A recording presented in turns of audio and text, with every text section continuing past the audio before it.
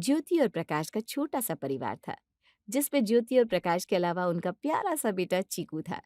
ज्योति के सास ससुर नहीं थे, इसलिए सास ससुर और ससुराल से जुड़ी किसी तरह की बातें ज्योति के हिस्से में नहीं थी। उसकी दुनिया बस उसके पति और 6 साल के बेटे चीकू तक ही सीमित थी। प्रकाश, ये लीजिए, आपका लंच का डब्बा तैयार है।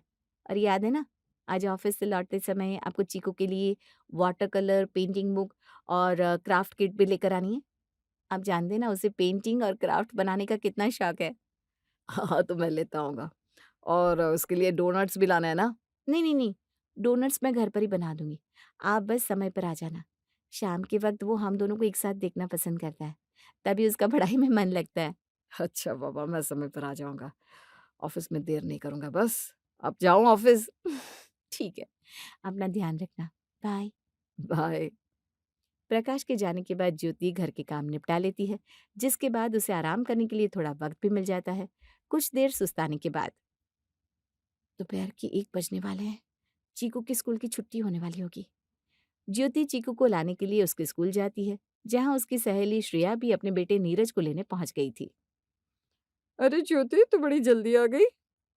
घर के काम खत्म हो गए थे ना, मैंने तो थोड़ी देर रेस्ट भी कर लिया था, तो सोचा स्कूल चली जाती हूँ। वहीं थोड़ी देर चीकू का वेट कर लूँगी। तूने बड़ी जल्दी घर के काम ख़त्म कर लिए भई।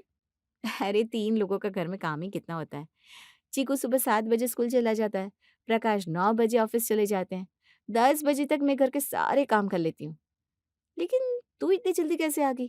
तेरे घर में तो सास, ससुर सब है ना? और तेरे घर का काम इतनी जल्दी कैसे खत्म हो गया? सास-ससुर घर पर है तभी तो यहाँ जल्दी आ गई, वरना मुझे घर में 1 मिनट भी चैन लेने की फुर्सत नहीं है। अच्छा, ऐसा क्या करती है तू? ये मत पूछ क्या करती हूँ, ये पूछ क्या नहीं करती हूँ। सुबह 5 बजे से उठकर मैं जो काम में लगती हूँ ना, तो रात के 10 बजे तक भी काम खत्म नहीं होते। एक तो मेरी सासू माँ है, उन्हें हर चीज़ एकदम परफेक्ट चाहिए। ये ऐसा नहीं, वैसा होना चाहिए, वो वैसा नहीं, ऐसा होना चाहिए। बस सारा दिन खुद भी कुछ ना कुछ करती रहती है और मुझे भी उलझाए रखती है। और बातूनी तो इतनी है कि सारा दिन मुझे अपनी जवानी के किस्से सुनाती है कि उनकी सास ने उनसे क्या कहा था, ननद ने उनके साथ क्या किया, जेठानी ने क्या नहीं किया। ये सही है यार, कम से कम घर में तुझसे कोई बात करने वाला तो है, तेरा मन लगा रहता होगा। मैं तो चीकू और प्रकाश के जाते ही अकेली और बोर हो जाती हूँ। हाँ, ये तो सही कह रही है। मेरी सासू माँ के साथ रहकर मैं कभी बोर फ़ील नहीं करती। वो घर के काम में मेरी मदद भी करती हैं। बस यही बात मुझे परेशान करती है कि वो दिन में मुझे चैन से बैठने नहीं देती। थोड़ी देर स्कूल से आकर भी ना मैं आराम से बैठ लूँ कि दोनों सहेलियां आपस में बातें कर रही थी, तभी नीतू भी वहां पहुंच जाती है। क्या बातें हो रही है भाई? दोनों सहेलियों ने महफिल जमा रखी है।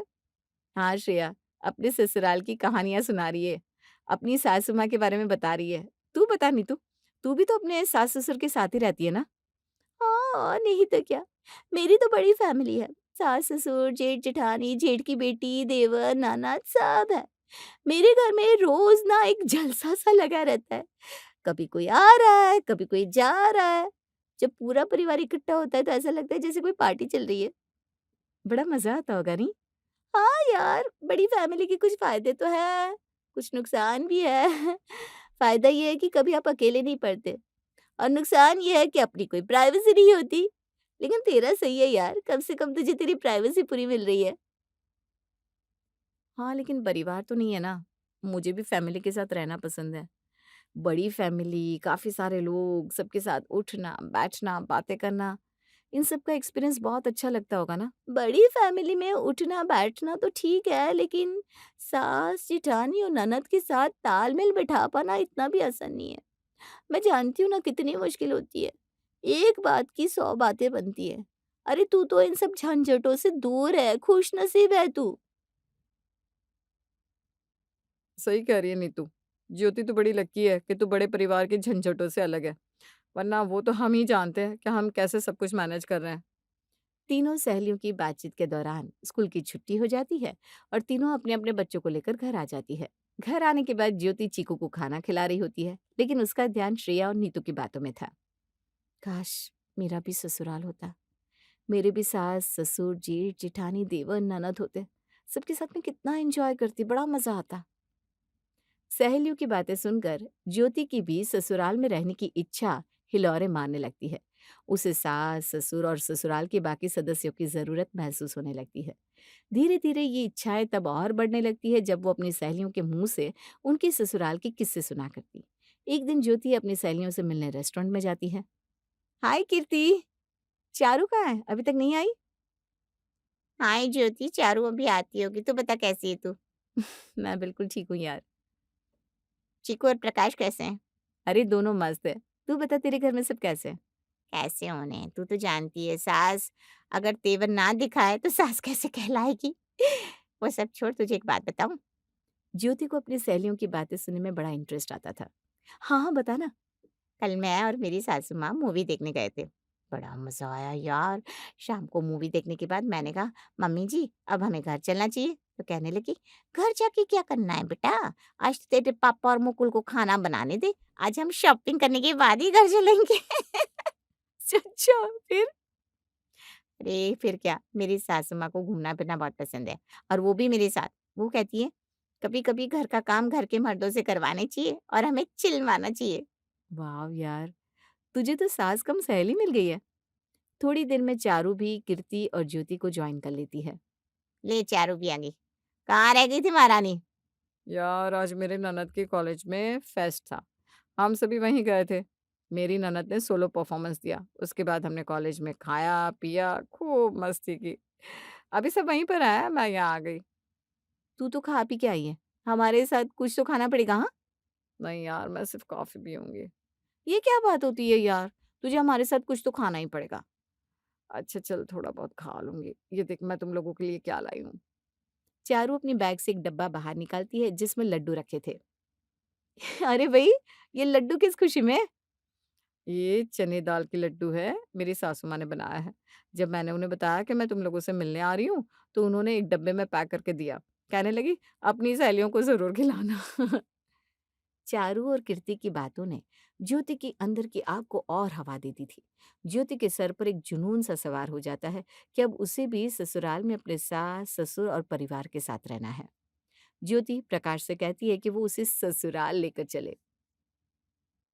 प्रकाश, मेरी सारी सहेलियां अपने सास ससुर के साथ रहती हैं। उनका अपना भरा पूरा परिवार है। वो फैमिली के साथ कितना एंजॉय करती हैं। लेकिन मैं अकेली। तुम्हारे और चिकू के चले जाने के बाद ये घर मुझे काटने को आता है। मुझे भी अपने सास ससुर के साथ रहना है। मैं चाहती हूँ कि हमारी भी फैमिली हो जिसमें लोग हो। अरे लेकिन ज्योति तुम तो जानती हो मेरे मम्मी-पापा नहीं है। गाँव में घर सूना पड़ा है, वहाँ ताला लगा है, वहाँ जाकर क्या करोगी? तो क्या मुझे हमेशा के लिए छोटे से परिवार में ही रहना पड़ेगा, जहाँ सिर्फ मैं, तुम और हमारा बेटा है? क्या मैं किसी की बहू नहीं? मैं किसी को मम्मी जी नहीं कह सकती? शादी के बाद लड़कियों का ससुराल होता है, लेकिन मेरा तो कोई ससुराल ही नहीं है। अरे ठीक है भई, तुम कहती हो तो मैं तुम्हें तुम्हारे ससुराल ले चलूँगा। लेकिन वहाँ सिर्फ़ हम तीनों ही होंगे, ना तो मेरी कोई बहन है, ना कोई छोटा भाई। मम्मी-पापा अब रहे नहीं। तुम वहाँ जाकर भी अकेली ही रहोगी। मैं कुछ नहीं जानती। मुझे अपने ससुराल जाना है तो जाना है। मेरी सहेलियाँ जब अपने-अपने ससुराल की बातें करती हैं, उस समय मैं सिर्फ़ उनकी बातें सुनती हूँ। मेरे पास कुछ बोलने के लिए होता ही नहीं। मैं भी चाहती हूँ मैं अपनी सहेलियों को अपने ससुराल की कहानियाँ सुनाऊँ। अच्छा बाबा, मैं तुम्हें ससुराल ले चलूँगा। लेकिन वहाँ जाकर फिर मुझे कुछ मत कहना। अच्छा चलो अब मैं तुम्हें बाहर घुमा लाता हूँ। चीकू भी काफ़ी दिनों से घूमने की ज़िद कर रहा था। मैं भी उसे तैयार करती हूँ। थोड़ी देर के बाद तीनों घूमने के लिए निकल जाते हैं। प्रकाश उन्हें मॉल लेकर जाता है, जहाँ चीकू खूब खेलता है। शाम के वक्त तीनों बाहर रेस्टोरेंट में डिनर करते हैं और फिर घर आ जाते हैं। आज का दिन बहुत अच्छा निकला। चीकू तो बहुत खुश है, देखो ना कैसे अभी भी उछल रहा है। चलो अब सो जाते हैं। कल सुबह चीकू के स्कूल में पेरेंट्स मीटिंग है, हमें उसके स्कूल भी जाना है। तुम चिंता मत करो, मैं सुबह उठकर चीकू को रेडी करने में तुम्हारी हेल्प कर दूँगा। प्रकाश सोचता है कि थोड़ा घूम फिर कर ज्योति के दिमाग से ससुराल जाने का भूत भाग गया होगा। अब वो ससुराल जाने के लिए नहीं कहेगी। लेकिन ऐसा नहीं था। कुछ दिन के बाद ज्योति फिर से प्रकाश से वही बात कहती है। प्रकाश, हम कब चल रहे हैं? कहाँ? ससुराल, और कहाँ? तुमने कहा था ना तुम मुझे मेरे ससुराल ले चलोगे। अब हाँ, हाँ, ले चलूँगा ना। तो मैं सामान पैक कर लूं? कल संडे है, हम कल ही चलेंगे। अरे! संडे से याद आया, कल ना मेरे दोस्त रोहित की मैरिज एनिवर्सरी है, उसने हमें पार्टी में बुलाया है। अच्छा, तो हम पार्टी में तो ज़रूर चलेंगे। रोहित और उसकी वाइफ़ के लिए अच्छा सा गिफ्ट भी ले लेंगे। आज शाम मैं ऑफिस से जल्दी आ जाऊंगा, फिर हम मार्केट चलेंगे। तुम उनके लिए अच्छा सा गिफ्ट चूज कर लेना। ठीक है। इस तरह दूसरे दिन वे तीनों पार्टी में जाते हैं, जहाँ ज्योति खूब एंजॉय करती है। प्रकाश चैन की सांस लेता है। चलो अच्छा है, ज्योति ससुराल वाली बात भूल गई है। लेकिन प्रकाश का ऐसा सोचना फिर गलत साबित हो जाता है, क्योंकि कुछ दिन के बाद ज्योति फिर से ससुराल जाने की जिद पर अड़ जाती है। प्रकाश, अब मैं कुछ नहीं सुनने वाली। तुम मुझे मेरे ससुराल लेकर चल रहे हो या नहीं? ज्योति, तुम समझती क्यों नहीं हो? मुझे कुछ नहीं समझना। मैंने तो सामान भी पैक कर लिया है, अब मुझे लेकर चलो। ठीक है, हम कल चलेंगे बस। ज्योति बहुत खुश हो जाती है, लेकिन प्रकाश सोचता है कि वो उसे कहाँ लेकर जाए। तभी उसे अपनी चाची जी का ख्याल आता है। ज्योति को मुरादाबाद वाले चाचा चाची जी के घर ले चलता हूँ। प्रकाश ज्योति और चीकू को लेकर मुरादाबाद वाले चाचा चाची जी के घर चला जाता है। जब वे घर पहुंचते हैं तो प्रकाश का चचेरा भाई दरवाजा खोलता है। प्रकाश भैया, ज्योति भाभी, आइए आइए। मम्मी ने बताया था कि आप लोग आ रहे हैं। रमेश उन्हें कमरे में ले जाता है। मैं आप लोगों के लिए चाय बना कर लाता हूँ। रमेश चाय बनाने के लिए रसोई में चला जाता है। प्रकाश, घर में चाचा जी और चाची जी नहीं है क्या? लगता तो ऐसा ही है कि वो दोनों नहीं है। थोड़ी देर के बाद रमेश चाय लेकर आता है। रमेश भैया, चाची जी कहीं गई हैं क्या? हाँ, मम्मी ना सत्संग में गई है, शाम में आएंगी। पापा अपने दोस्तों से मिलने गए हैं। आज बड़ी दीदी भी आ रही है। मम्मी ने कहा है कि आप सबके लिए खाना बना लेना।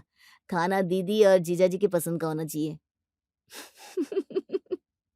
रमेश की बातें ज्योति को बहुत अजीब लगती है, लेकिन वो नॉर्मल रिप्लाई करती है। ठीक है रमेश भैया। चाय पीने के बाद ज्योति को आराम करने की भी फुर्सत नहीं मिलती। पूरी रात ट्रेन का सफर करने के बाद काफी थकी हुई ज्योति को ससुराल आते ही मेहमानों के स्वागत की तैयारी करनी पड़ती है। थोड़ी देर के बाद ज्योति की चचेरी ननद और नंदोया जी आ जाते हैं। ज्योति उनकी खातिरदारी में व्यस्त हो जाती है, जिस कारण वो चीकू को समय नहीं दे पाती। माँ को पहली बार अपने से दूर देख चीकू ज्योति को परेशान करने लगता है। मम्मा, तुम मेरे पास आओ। चीकू बेटा, तू अपने कमरे में जाकर सो जा, मैं भी थोड़ी देर में आती हूँ। हाँ, नहीं, मुझे अकेले डर लगता है। तुम मुझे सुलाओ ना, प्लीज मम्मा।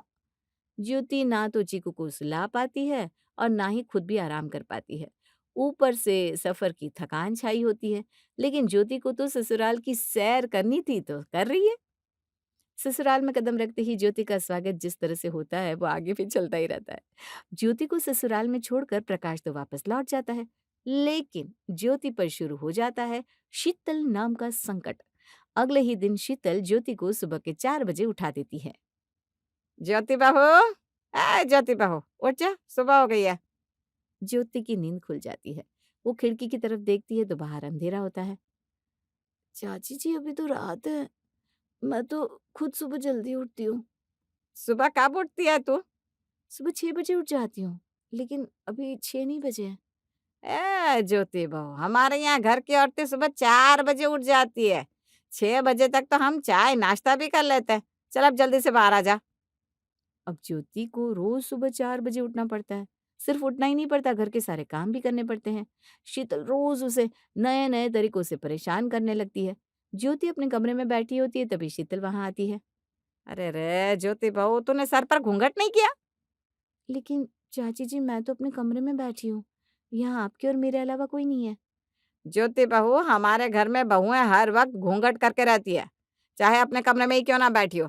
क्या पता खिड़की से किसी की नजर तुझ पर पड़ जाए। लोग देखेंगे तो क्या कहेंगे कि शीतल की बहू घूंघट नहीं करती। ऐसा कहते हुए शीतल ज्योति की साड़ी का पल्लू उसके सर पर रखकर उसका आधा चेहरा ढक देती है। अब ज्योति को घर में ही नहीं, अपने कमरे में भी घूंघट करके रहना पड़ता है, जिसके कारण उसे काफी परेशानी होती है। छत पर कपड़े सुखाने जा रही ज्योति सीढ़ी से नीचे गिर जाती है, क्योंकि उसके सर पर घूंघट होता है, जिस कारण वो ठीक से देख नहीं पा रही थी। चाची जी, अये मैं गिर गई, मुझसे चला भी नहीं जा रहा है। शीतल वहां आती है।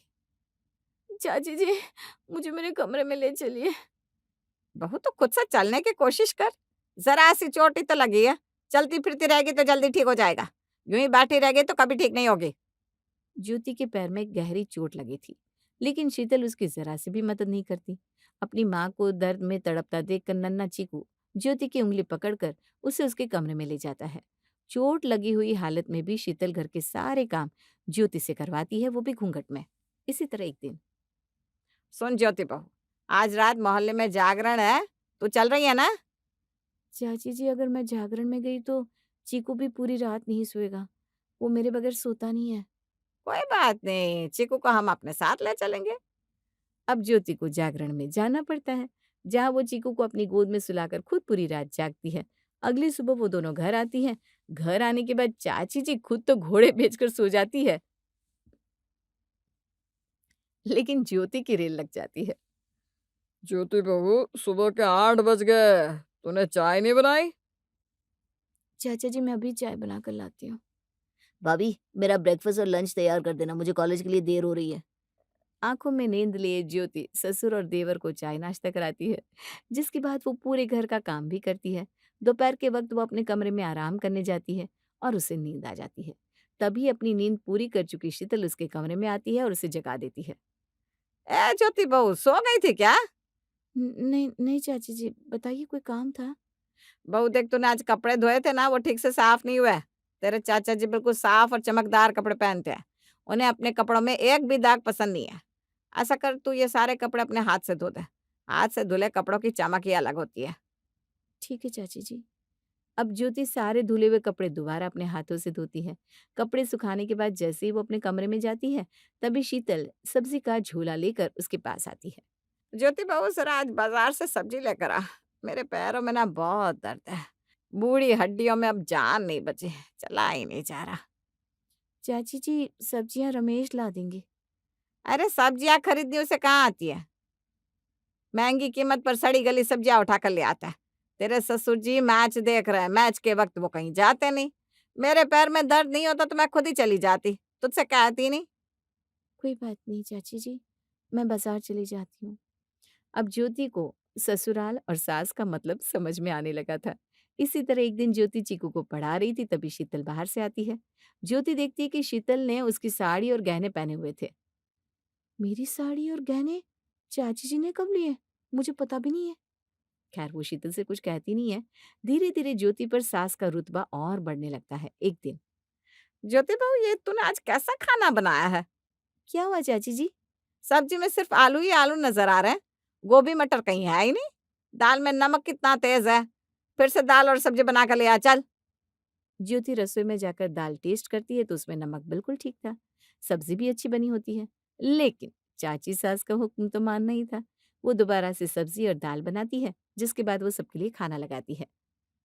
ये क्या ज्योति बहू, तुझे खाना खिलाना नहीं आता है क्या? अब क्या हुआ चाची जी?